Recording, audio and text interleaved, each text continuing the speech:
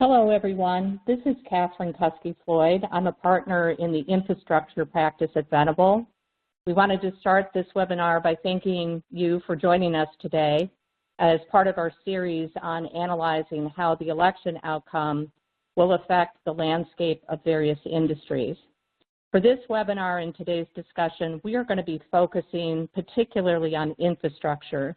We will be discussing the new policy, legislative, and regulatory considerations under the Biden administration.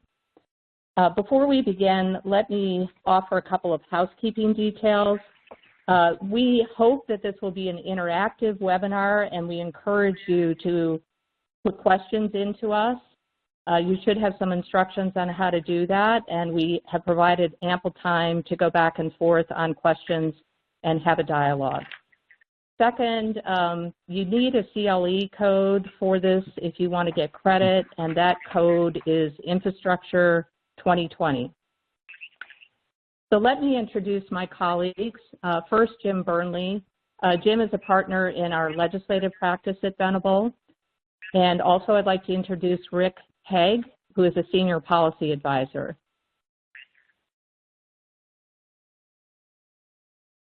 Thank you, Catherine. This is Jim Burnley. Yes, go ahead, Jim. I was just going to turn the floor to you. Yep. Thank you. I jumped ahead. My apologies. Well, good morning, and thanks very much for participating with us. And again, we hope that we will stimulate some questions that further encourage the dialogue. I will very quickly run through the overview slides about the outcome of the election, with which I'm sure everyone is very familiar. We know that now all the states have certified the outcome, although there are still appeals by the Trump campaign, as we all know, underway. The Senate is on the precipice of control going one way or another based upon the outcome of the Georgia runoffs on January 5th, as I'm sure everyone also knows, and the interest could not be more intense in those two races. The House, for which we don't have a slide, as of this morning on the Real Clear Politics website, has a Republican gain of 10 seats plus an independent seat. The Democrats have lost 10 seats. There's only one seat undetermined at this point, and although there may be some further recounts, and in Iowa there may be some litigation on one seat. But as things now stand, the Democrats have 222 seats. The Republicans have 212 seats, a very narrow majority for the Democrats, and that may lead to discussions between the two parties about a change in the ratios of party members on the various committees. And that could particularly be the case with the largest committee in the House, which is the Transportation and Infrastructure Committee. So those discussions will be underway over the next few weeks, and will have an impact, at least at the margin, in what legislation might look like coming out of the House. This slide simply notes that we are still awaiting an outcome on either a continuing resolution or an omnibus bill. The discussions do continue about further relief on the COVID-19 related matters, and the outlook there, I guess we'd all agree, is pretty murky.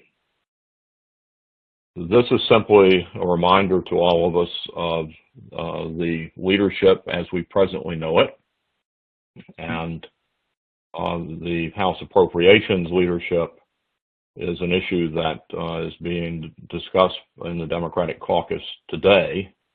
So the box there presumably will have a person for any future reference by the end of the day today.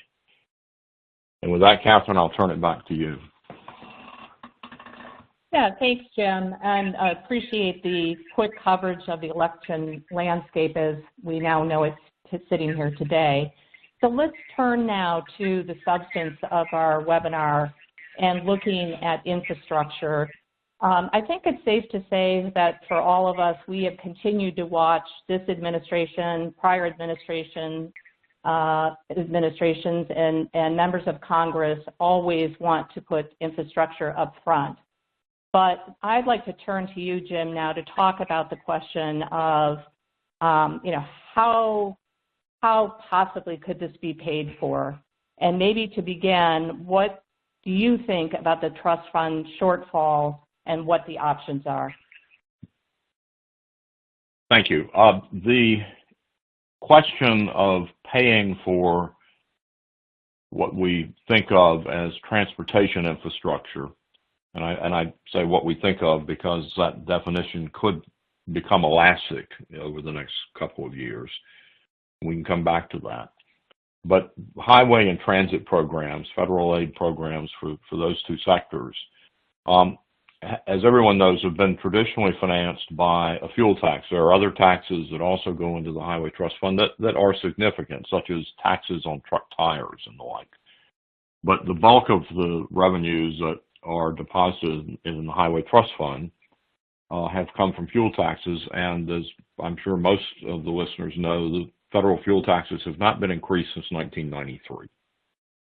As a result, given that program expenditures for highway and transit programs have increased, over the last 5 years, the revenues have fallen short by a total of over $140 billion in terms of paying for existing programs, and that shortfall has been covered by transfers from just general Treasury accounts. So there's an issue there that the incoming Biden administration inherits. And then we have the question of what do you do if you wish to increase spending on those traditional highway and transit programs? And if you're not going to just continue to do ever greater deficit financing, and in this budget environment, I think there'll be an enormous pressure in both parties not to do that without end, at least, on transportation aid programs, then you've got to find an alternative. Well, obviously, you can raise the fuel tax, but the incoming administration could not be clearer about its desire to move automobiles and trucks away from petroleum-based fuels to electric vehicles. So you have a double whammy. If you're going to raise fuel taxes, you've either got to raise them by a lot more than may be politically tolerable, or you will very soon, to the extent that we move away from gasoline and diesel-powered vehicles, simply have another rapidly growing deficit in revenues versus expenditures out of the trust fund. That has caused discussion, but no action, about an alternative to the fuel tax, the vehicle miles traveled tax, which is literally just that. We would each be taxed in terms of our personal vehicles on the basis of how many miles we drove them in the course of a year. And that then totally divorces the generation of those revenues from the motive source, whether it's petroleum-based or electricity or something else. I mean, there are people also talking about hydrogen, for example, in the trucking industry. So this is a huge issue that we have not resolved. It's not new, but it will certainly be central to any discussion that might occur in the next couple of years about reauthorizing the existing federal programs, and in theory that should be done by September 30th, much less adding to those programs in a way that requires additional funding from the trust fund. Well, thanks, Jim. Let me turn this over to Rick, and I think Jim has framed out very well what some alternatives might be to heading off this shortfall. And Rick, I'm wondering what your thoughts are and perspective on the options ahead. Thanks, Catherine, and thanks, Jim, very much. I agree with Jim's analysis that this is not new. They need to find a better path forward within the incoming administration and a way to deal with expanding existing programs, for example, at the Department of Transportation, or perhaps creating new programs to facilitate some of the infrastructure needs that we find ourselves. In a few minutes, after Jim completes, we'll go a little more detail into Biden's infrastructure plan and how it complements or mirrors the House-passed infrastructure bill. But that's my overview and analysis at this point, Catherine. Thanks. Thanks, Rick. Let me pose a question to both of you before we go to the next slide, which is, do you have any thoughts about the role of private industry as it relates to these changes? And I know public-private partnerships are alive and well in various jurisdictions. How can private industry play a role, if at all? Jim? Well, that's a very good question, and I'm going to, if I may, Catherine, focus again on what this slide has in the way of framing the question, which is revenues. Where do we get the revenues? The trucking industry has been very skeptical traditionally of moving away from a fuel tax-based system, and they have supported through their associations, at least the American Trucking Associations has supported for several years, an increase in fuel taxes. But they are very skeptical about what is called a VMT that we were talking about, the vehicle miles traveled tax. And the concern there is one that I frankly have never fully understood, but it's quite real. And so I think as a part of what private industry can do, the very active debate that must occur if we're going to address this revenue side of the equation on transportation infrastructure on the federal level has to be one in which sectors that are bearing the burden of generating those revenues are heard. But there needs to be a process that hopefully the new administration can lead of trying to bring people to some kind of a consensus ultimately. The pace at which we transition away from automobiles and trucks that are powered by petroleum products is obviously highly relevant to the transition. So in terms of the private sector, again, that brings into the conversation the manufacturers of such vehicles and what realistically they expect in terms of their growing market share of electric versus petroleum-based. I mean, for example, the CEO, Mary Barra of General Motors, has said recently on a number of occasions that they're going to move away, and Ford has said things along the same lines, away from petroleum-based products in the next few years to electric-based vehicles. So that gets you then into the question of what really the market change is going to look like, and then what federal policies the Biden administration will be successful in implementing to further incentivize and encourage that shift. So it's a very complex picture, and you've got to get private interest at the table from the beginning if you're going to have any hope of reaching a political consensus that addresses successfully this revenue side of the issue. And that is not to say, Catherine, that P3s aren't important, but they don't implicate the revenue issue directly. And P3s give you the opportunity to source private funding in a variety of ways in lieu of public funding, whether it be federal, state, or local, for infrastructure projects.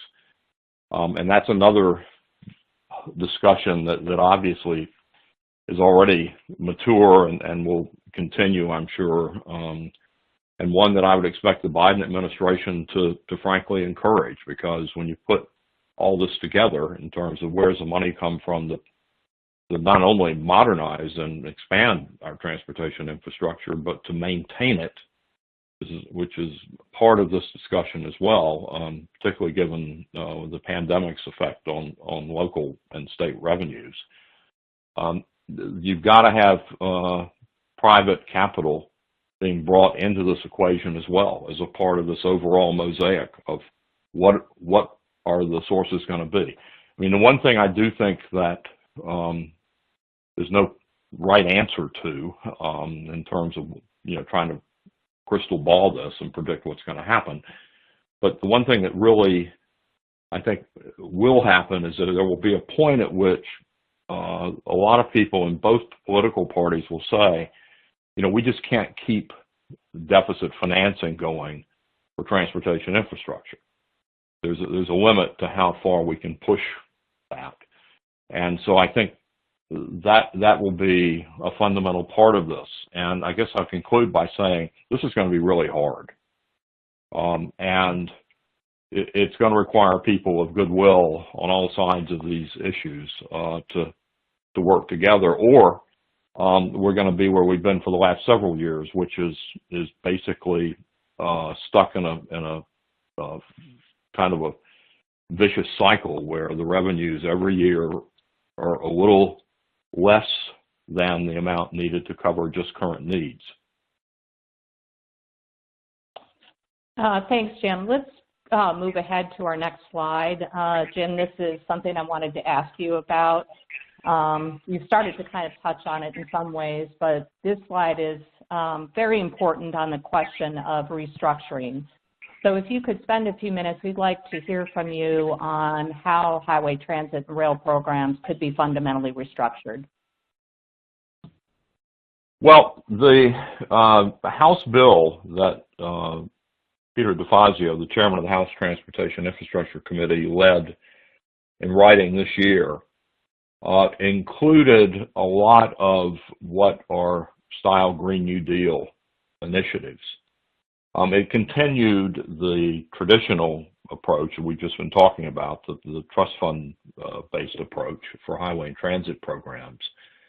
But certainly with the Biden administration coming in and with their emphasis on environmental issues that was apparent throughout the campaign, the framework that the House T&I committee created, it will be very, very relevant as a starting point. And Chairman DeFazio has been quoted in the last few days as saying he's communicated in some way with President-elect Biden and has been told that President Biden wants to see movement as early as February on an infrastructure bill. That, I think, is highly optimistic. In part because of you got the pay for us to worry about, we've just been talking about. But whatever the timing may be, I do think that the DeFazio bill from this past session of Congress is a starting point. Now, that's very complicated in terms of what happens using that as a starting point because, again, the ratio of Democratic control in the House has been narrowed considerably. And depending on this last seat that's still uncalled, the majority on the House floor is either 5 or 6. So that's a very narrow margin. And as I said before, the committee itself may have a Republican or two added to it. That has traditionally certainly been what happens when the margins change in terms of overall control of the House. So that complicates, if that happens, further Chairman DeFazio's ability to simply work his will. And then you look at the Senate, and we all know that things are always unpredictable, murky, and slow in the Senate. And we don't know control there, but whichever party ends up controlling the Senate overall, it's basically going to be nearly a 50-50 Senate. That's already clear. So that means you can't get outcomes on reforms, additional programs, and the like, unless you reach a consensus of some kind. It's going to be hard work. And my guess is that the only way you get to a consensus on these issues will be if President Biden personally involves himself on a continuing basis in trying to build that consensus. There will be a lot of bargaining required, a lot of trade-offs, a lot of compromises. Well, thanks, Jim. I think you've given us a lot of food for thought, and it's going to be very interesting to see what happens once the final election results are in and we kind of see the composition of the Senate. These are very difficult issues, and as you've mentioned, kicking the can down the road is really what we've been doing.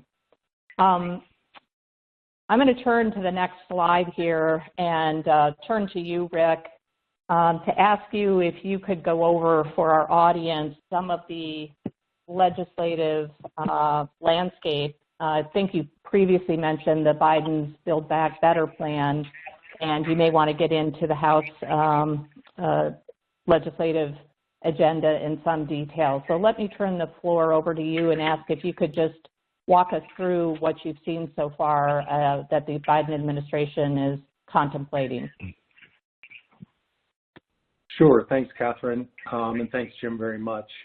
As most on the phone have seen already, President-elect Biden has circulated his Build Back Better plan. This is a 4-year, $20 trillion infrastructure investment proposal, which was not taking shape in legislative form. As Jim mentioned earlier, with the Moving Forward Act, passed last year's second session of the 116th Congress by the House, several of the provisions will mirror each other. The infrastructure plan currently, again, not in legislative form with President-elect Biden, is very broad.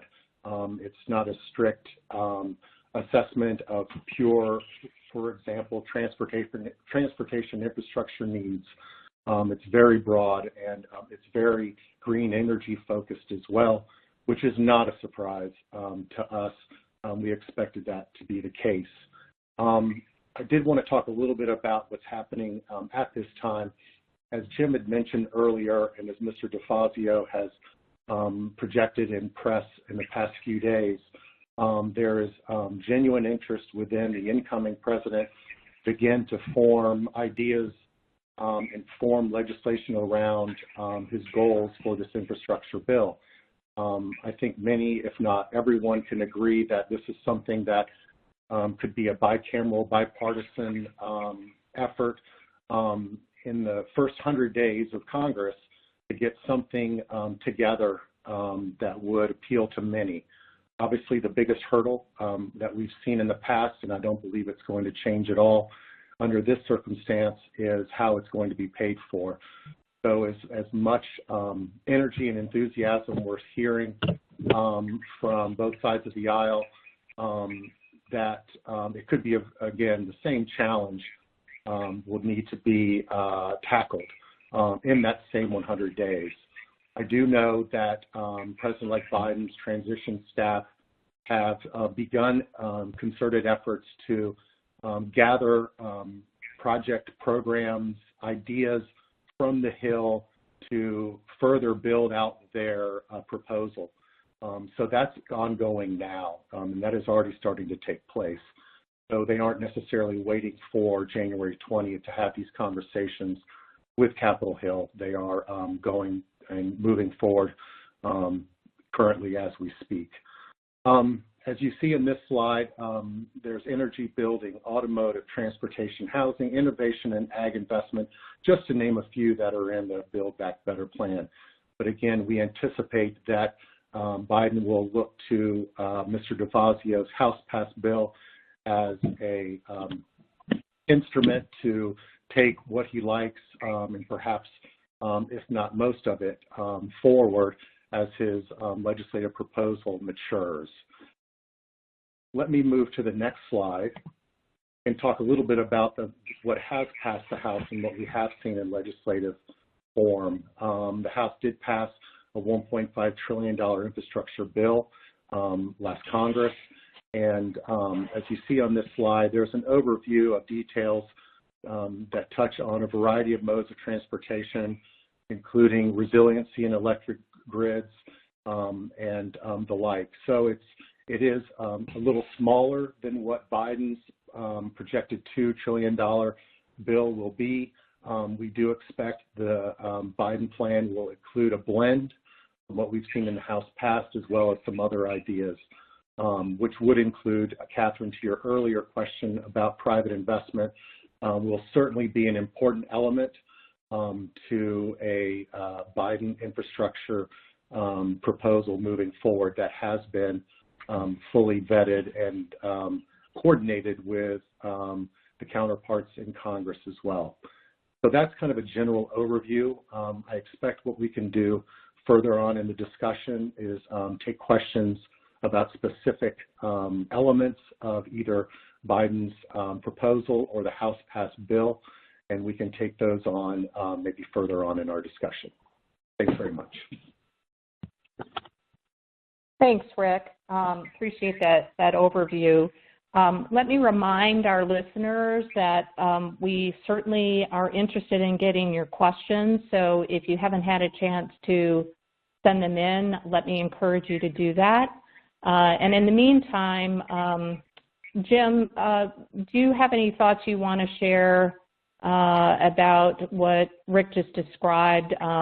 Maybe let me kick it off with one concept here. I guess the Build Back Better plans, as you mentioned, Rick, is really comprehensive and covers a whole wide variety of infrastructure. And you mentioned, too, the possibility of, some private involvement in that. But I'm sort of overwhelmed looking at it, and I know you only listed several topics. There are others, but the broadband, energy, wastewater was in the House bill, but the Build Back plan seems even larger than that, including, housing and agricultural investment. How are those programs and this legislation going to work? Has there ever been anything as comprehensive as this? And again, going back to how it's going to be paid for, it seems like a tall bill. Jim, do you want to weigh in on your thoughts on that? Surely. Yes, a tall bill is perhaps an understatement. It is, in terms of its scope and how audacious it is. You have to think back really to perhaps the days of the Great Society programs and the Lyndon Johnson administration, or even Roosevelt's initial New Deal proposals. The Roosevelt proposals are certainly even broader in scope than this, but it's a big deal. It's a very substantial change, both in the amounts of money being dedicated to these areas and to the emphasis that the president-elect has put on them. And there are a couple of elements of this that we probably need to talk about a bit more. Of course, President-elect Biden is legendary for his dedication and use of Amtrak, and his proposal does include, I think the slide said we're looking at a $60 billion proposal overall for rail. A lot of that to go to Amtrak, I think about half of it, but the rest of it to try to build more high-speed rail in the U.S., where we have almost none. And of course, high-speed rail is an elastic term, different. It can be defined differently by different players. But the one thing about true high-speed rail is they're trying right now to build in California, in Central California, is that it's tremendously expensive on the capital side. And so I think what we'll see is a President Biden who wants to make sure that in any package that is enacted involving infrastructure, that his rail initiatives are a substantial part of that discussion and a part of the final package. Whether he'll get the $60 billion, we'll see. But I do think that that's an element that I don't think they can shoehorn into the Highway Trust Fund funded programs. I think that you're looking at basically new money outside the trust fund mechanism to come up with anything close to that kind of a package. Another element in both the bill that Rick just talked about that did pass the House in this last session, and that, again, President-elect Biden has emphasized repeatedly, is Buy America.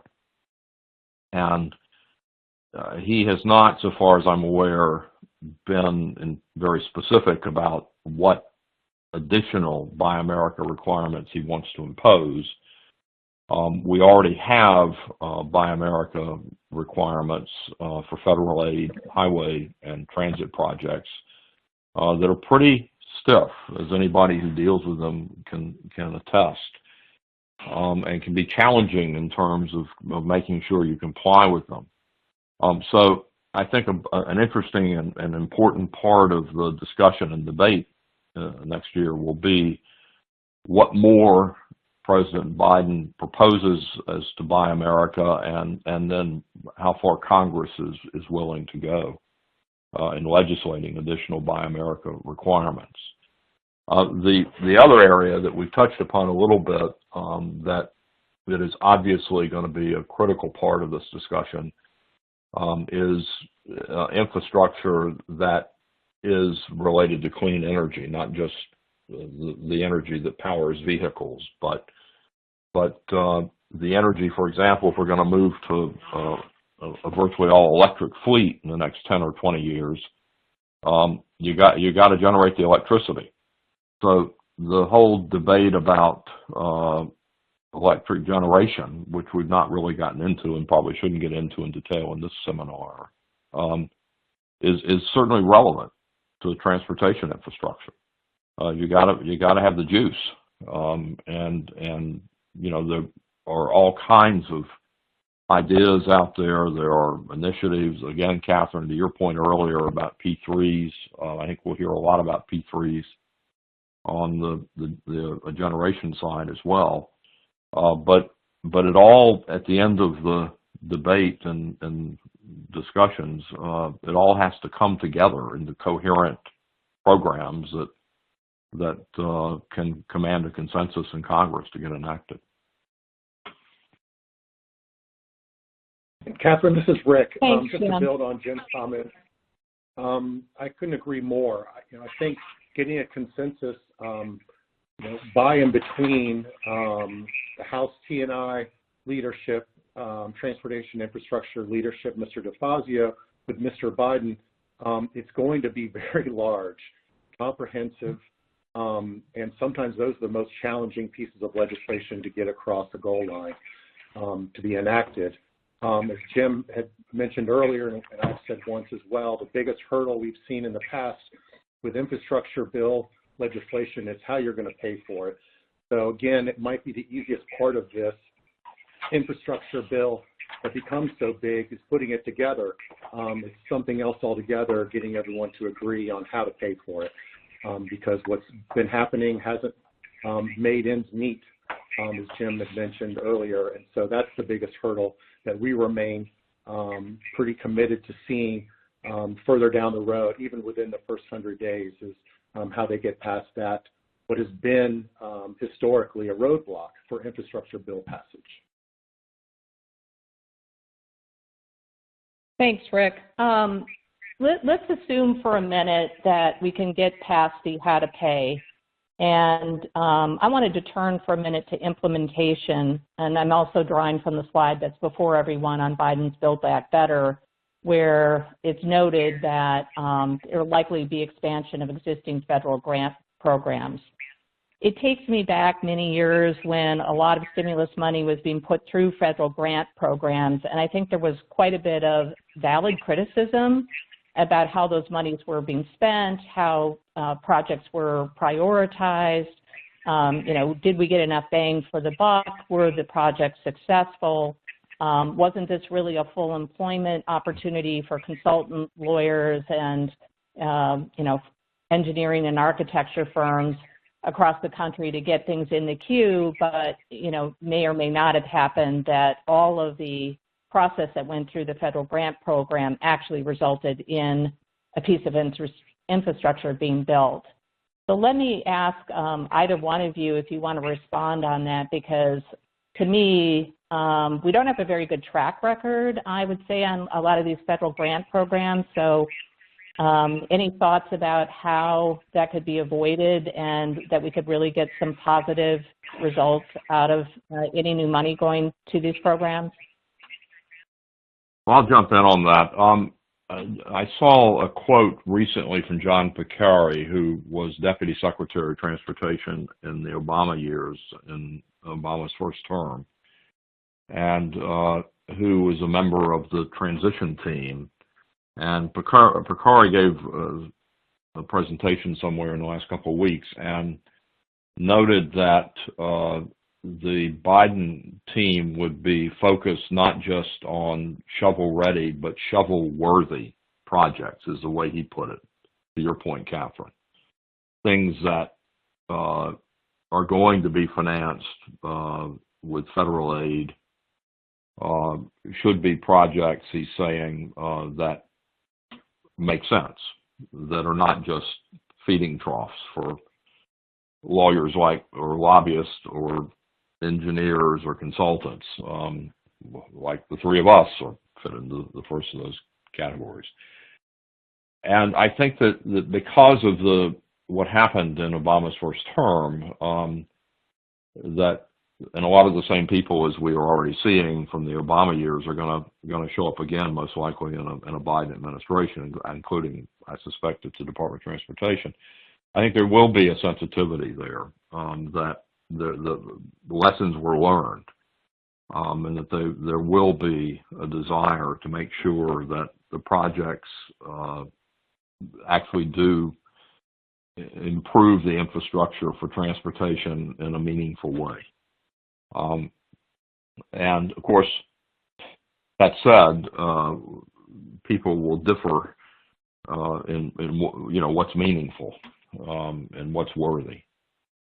So on the implementation side, my hope and expectation is that there will be more of an effort than there was in Obama's first term to sort out the worthy projects from perhaps those that don't quite make as much sense. And I think the other issue we haven't touched upon, we should just at least raise, is that once you've decided what you're going to fund with federal aid, we then got the whole environmental review process. And of course, this is your area of particular expertise, Catherine. We just had a major reform put in final form on the regulatory side by the Trump administration as it's headed out the door to try to streamline the environmental review process. And a very interesting and I think open question is whether the Biden administration will leave that as it was written by the Trump administration, will immediately try to start another supplemental rulemaking to modify it in some way, that perhaps takes us back towards longer reviews. I think that's a space that everybody needs to watch, because once you've made the resources available, then you've still got to get through that environmental approval process before you can actually begin the project. And Catherine, you might take a moment and just reflect upon where we are in that regard and where you think we may be headed with the Biden administration. Yeah, Jen, that's an excellent point, and in fact, that was where I was going to go next. Obviously, there have already been legal challenges to the revisions to the NEPA regulations and so forth. It's hard to tell, whether any of that's going to be successful. And in some ways, I don't even think we've seen the benefit, if you want to call it that, of the reduced environmental requirements and the more speedy, streamlined process that those regulations promise, because they weren't effective until fairly recently, and projects that were started, prior to that time frame are still under the old rules. There's also the question, of course, of how courts are going to interpret them, even if they are in effect and applied. But going to your point, and you tied it back earlier to high-speed rail and how tremendously expensive, and of course, environmental reviews are tremendously expensive. One of the things that I see, and I think this cuts across whether you're in a Democrat administration or Republican administration, and even the benefit of streamlining with environmental reviews, is just the kinds of constraints that we have to deal with. Those constraints include acquisition of land where needed, which oftentimes becomes a very contentious issue. There certainly will be some new initiatives on environmental justice and social justice. A lot of infrastructure is built in areas where there are low-income communities and there's a disproportionate impact to them, or expanding existing infrastructure in those areas. And another area that I could see the Biden administration seeking to strengthen and maybe roll back some of what the Trump administration did is endangered species. And again, if you look across the country, all the way from Alaska, the West Coast to the East Coast, many projects that have been in the works even during this administration have run into problems with dealing with all of these issues, land, endangered species, and the like. So I guess looking ahead, there's sort of a push-pull, right?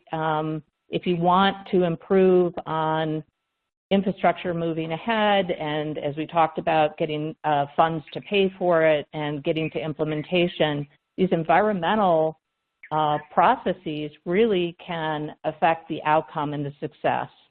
And I do think the Biden administration will undertake some efforts to roll back some of the Trump administration changes. And regardless, even during the Trump administration, many of these same constraints have resulted in longer reviews than everybody would like.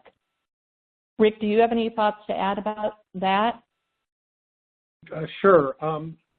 Going back to your other question, Catherine, but in the same vein, talking about implementation and issues concerning where some of the projects didn't go well.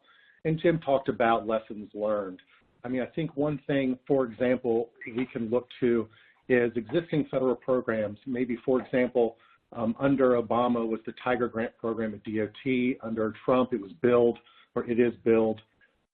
These programs are looked at as, opportunities to maybe double those amounts annually. And so therefore, you have twice as much money, maybe more, in these existing federal programs where sometimes not all the projects were, as Jim mentioned, not just shovel ready, but, justified and meaningful. And so what I expect we'll see is not necessarily a doubling of project numbers, but perhaps more numbers in existing proposals that are in line with the Biden administration's need to look at clean energy projects and infrastructure opportunities will likely receive a priority under review at the Department of Transportation, looking through that lens. So, again, as an example, a project that was $10 million and it's shovel ready and it's meaningful could receive 20 if it's doubled, but there certainly isn't any appetite to expand the number of projects because the program is doubled in size financially to programs that don't make sense. So that's just one thought that I had. Moving forward, if they are going to shoot existing federal programs arms with a boost of money doubling what we've seen in the past, again, I think being cautious about what programs receive the nod and get the approval is going to be under a very strict lens environmentally. Well, thanks, Rick. We're getting fairly close to the time frame where we could take some questions. I haven't seen any come in yet, and I think we have really had quite a vibrant discussion on the open questions that we'll be all of us looking at over the next 100 days and watching the new administration get settled in and people put in key positions at the relevant agencies. So I'd like to thank everyone who joined today's discussion. I hope you found it enlightening. A recording of this session will be available shortly on our Venable website, and we hope that you would plan to join us for other webinars that our election series is slated to take place the week of November 30th. So we're already on December 1. So I think there's some more coming this week and also next week. So I invite you to visit the venable.com website to learn more or contact any of our professionals if you have any questions. Certainly Rick, Jim, and myself are available if anyone would like to raise some questions. So let me... Catherine, we yeah, do have one question that's come in. Did you? Oh, great. Yeah, I just saw it. Thank you. So we have a question from one of our listeners who's asking, what are some of the key aspects or components of a future infrastructure bill that will be most relevant and needed for cargo and goods movement? Do you want me to, Rick, why don't I turn to you first, please? Okay. Well, again, I think a couple things I would note with a question about cargo moves. Certainly domestically, as you know, again, we've celebrated the 100th year of the Jones Act, where domestic cargo moves are done by Americans on American hulls and built in the U.S. So I still think a Buy America, Hire Americans will be a strong component of an infrastructure, you know, as far as it deals with cargo moves on the water. Jim, do you have any thoughts or feelings on that relative to highway transportation?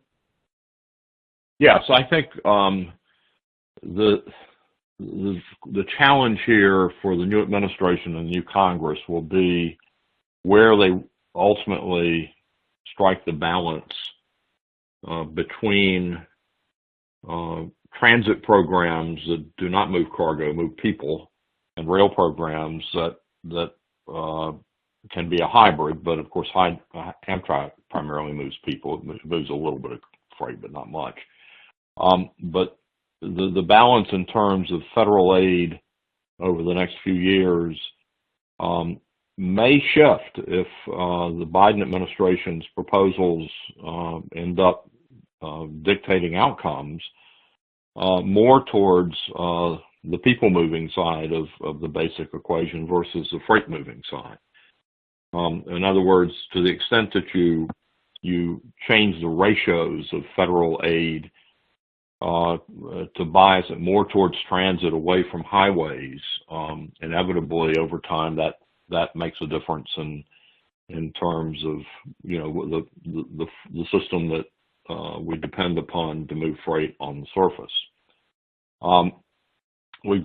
So it'll be interesting to see as that debate plays out, and the transit community has tremendous needs. The pandemic has done devastating damage to them on the revenue side, and many of you probably have seen the announcement in the last 24 hours just about Metro here in this region having to make draconian cutbacks next year unless they get additional aid. So the pressures will be immense to discuss those ratios on the federal level of highway versus transit aid or highway versus transit rail aid.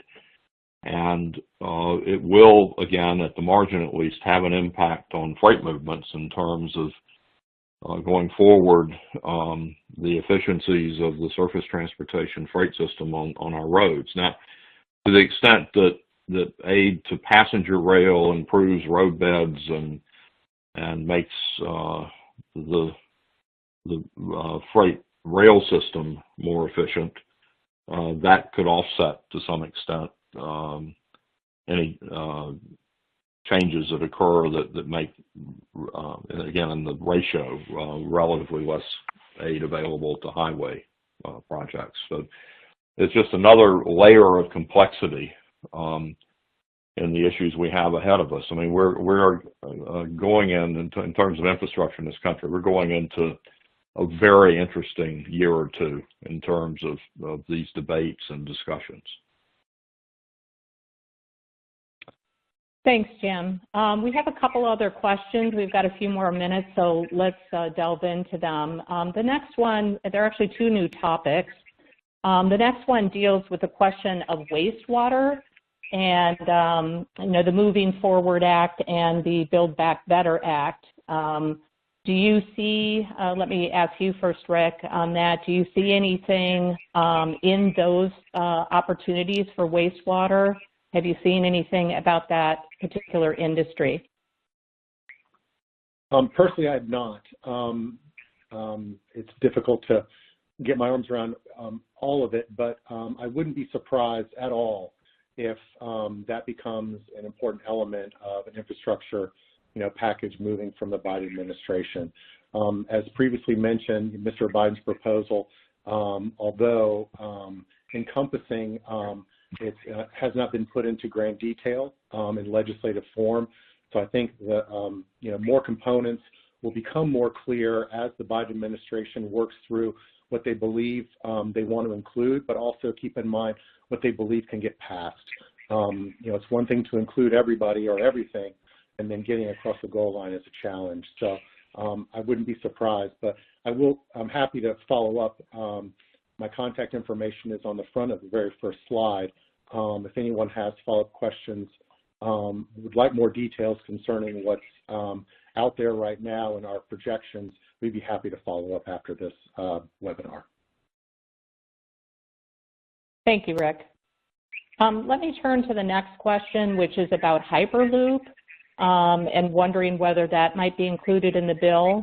The listeners particularly raising a question about the Great Lakes area, where a study showed that hundreds of jobs would be created, and you could get from Cleveland to Chicago in a very short period of time, 40 minutes.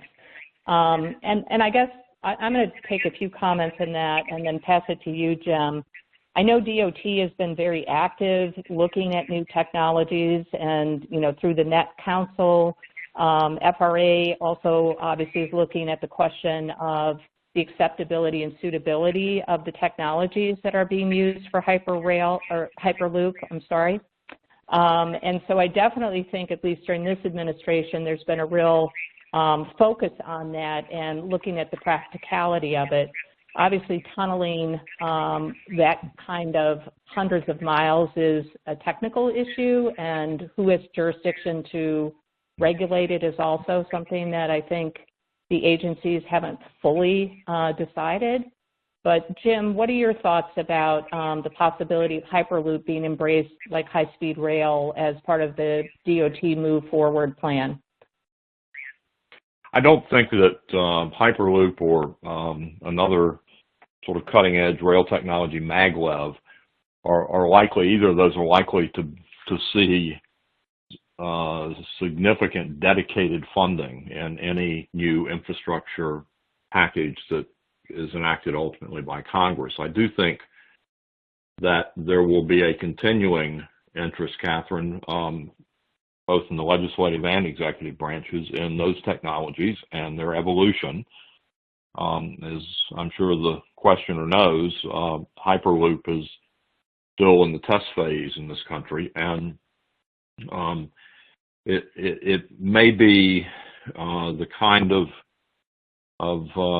technology that in a few years' time becomes more central to the question of the allocation of resources to rail programs.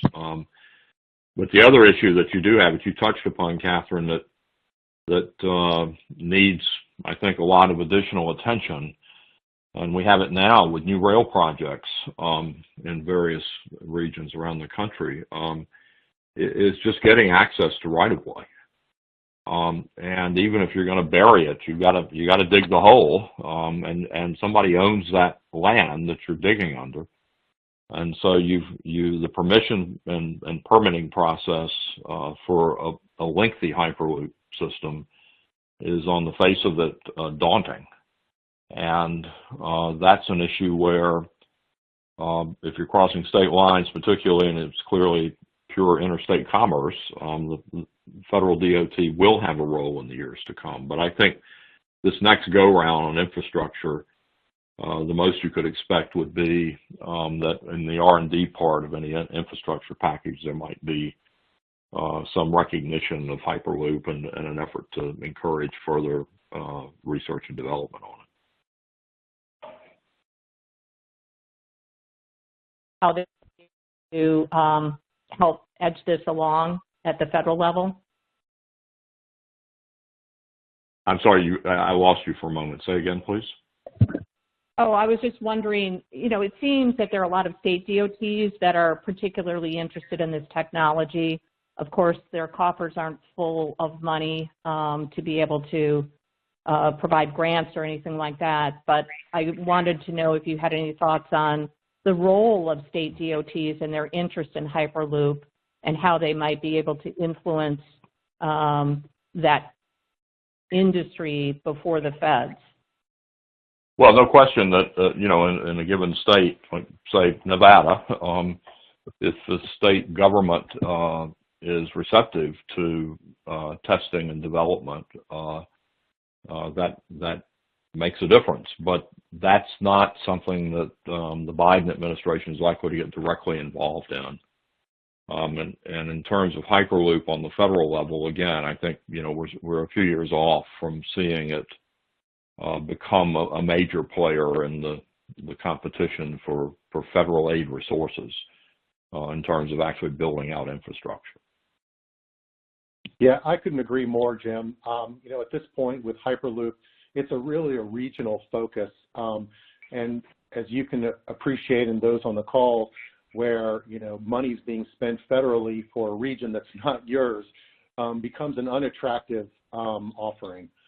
Even though someday maybe it will benefit your state and or region and your constituents, something that isn't nationally available and is being directed towards one coast or the other federally becomes unappetizing for those who don't necessarily see it as a benefit to them in the near term. So just wanted to add that. Thanks, Rick and Jim. Well, I think we're just about out of time. Very much appreciate the great questions that came in, and I believe everybody has contact information for any of the three of us if you want to follow up. And again, we appreciate you joining us today, and if there are any aspect of this that you want to or share with your colleagues, the recording of this session, it will be available on our website. So that concludes our webinar today. Everyone have a great day and continue to ponder these really interesting issues. Thank you.